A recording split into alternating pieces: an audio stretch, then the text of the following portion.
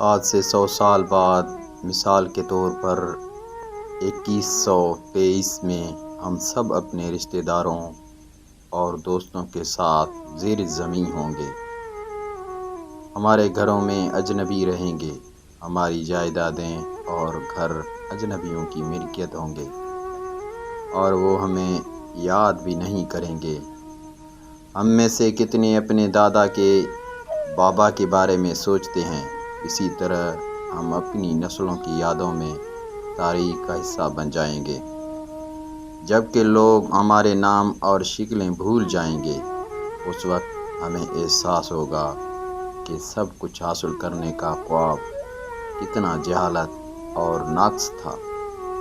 ہم ایک اور زندگی مانگیں گے کہ اسے صرف نیک اعمال میں گزاریں، لیکن بہت دیر ہو چکی ہوگی۔ یاد رکھیں کہ ہمیں اپنی اور دوسروں کی بھلائی کرنے کا موقع ملا ہے، اور صرف وہی چیز جو ہمیشہ باقی رہے گی وہ ہے ہماری دنیا اور آخرت کی زندگی میں نیک اعمال۔